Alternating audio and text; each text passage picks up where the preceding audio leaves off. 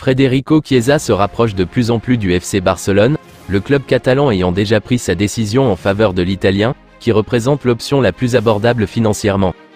Bien que le FC Barcelone se prépare à proposer une offre de 10 millions d'euros, alors que la Juventus en demande 14, le principal défi consiste à déterminer si le club dispose d'un espace salarial suffisant pour inscrire le joueur, étant donné que la recrue vedette Dani Olmo ne l'a pas encore été.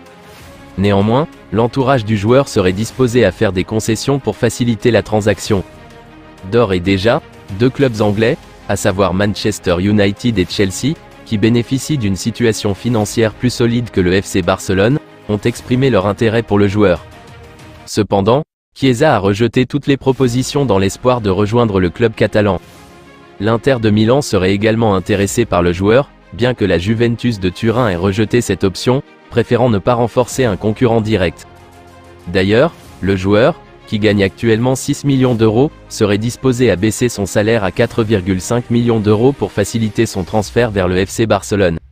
Il ne reste que quelques jours avant la fermeture du marché des transferts, et tout montre que Chiesa va signer au FC Barcelone, qui s'apprête à finaliser l'opération. Barcelone a dépensé plus de 60 millions d'euros pour recruter le champion d'Europe Dani Olmo, mais près de 2 semaines après sa signature officielle, il n'est toujours pas enregistré en Liga et n'est toujours pas éligible pour jouer. Avec le départ d'Ilkay Gundogan pour Manchester City et l'abandon de son salaire élevé, les fans se demandent si cela permettra enfin à Olmo d'être enregistré. Et la réponse est « pas encore ». Les Catalans n'ont toujours pas respecté la règle du 1 sur 1, même avec le départ imminent de Gundo et de Vitor Roque, qui ne fait pas partie de l'équipe officielle pour le moment et n'affecte donc pas la situation. Ainsi, pour enregistrer Olmo, le Barça devra se débarrasser d'au moins un joueur supplémentaire, et il s'agira probablement de Mikayil Faye, qui a reçu 3 offres officielles d'autres clubs. Ce n'est qu'une question de temps avant qu'il n'en accepte une. Ilkay Gundogan a quitté Manchester City gratuitement à l'été 2023, signant pour Barcelone, pour revenir à City l'année suivante. Mais contrairement à ce que certains pourraient penser, son départ du Camp Nou est en fait logique. Il n'a tout simplement pas sa place dans ce milieu de terrain du Barça. Son style de jeu ne correspond pas au système de Hansi Flick. Le joueur de 33 ans ne presse pas suffisamment pour s'épanouir en tant que milieu offensif, et son rythme de travail défensif n'est pas assez fort pour un rôle plus reculé. Avec Pedri, Fermin et Dani Olmo déjà dans les rôles de milieu offensif, et de Jong, Gavi et Marc Bernal couvrant les postes plus reculés, Gundo se retrouve sans rôle clair et être relégué à des apparitions occasionnelles de 20 minutes n'est pas acceptable pour un joueur de son calibre. De plus, rester sur le banc tout en étant l'un des plus gros revenus de l'équipe ne fonctionnerait pas dans un club qui a du mal à recruter des joueurs. Alors, se séparer en bons termes est la meilleure solution pour les deux parties.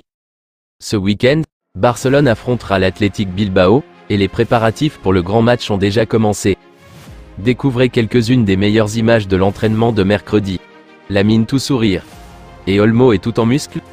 Sérieusement, regardez-moi ses jambes. L'équipe gagnante d'aujourd'hui. Lewy ne peut tout simplement pas s'empêcher de contracter ses biceps, n'est-ce pas? 2 champions européens dans un seul cadre. Et voici le patron. Nous avons hâte de revoir l'équipe en action. Heureusement, nous n'avons plus que 3 jours à attendre. Cette légende du FC Barcelone souhaite à tout prix faire son retour en Catalogne. Dans le football actuel, peu de joueurs ont un talent comparable à celui de Neymar. Partout où il est passé, le Brésilien a marqué les esprits des supporters. Sa première expérience en Europe, au FC Barcelone, a été déterminante pour lui. Sous l'aile de Lionel Messi, il s'est imposé comme l'un des meilleurs joueurs du monde. 3e du Ballon d'Or à 2 reprises, en 2015 et 2017, il était proche d'atteindre le Graal pour un footballeur. Pourtant, malgré son génie, il n'a plus réussi à se hisser sur le podium par la suite. Au PSG, son aventure a été marquée par des blessures et des problèmes extrasportifs. Après plus de 6 ans passés à Paris, le Brésilien a été vendu pour 90 millions d'euros à Al Hilal.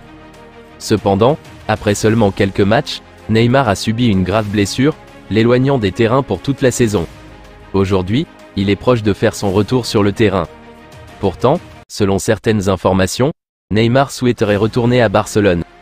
Pendant de nombreuses années, il a tenté de revenir en Catalogne, sans succès. Désormais, tout dépend d'Al Hilal, mais aussi des capacités financières du Barça.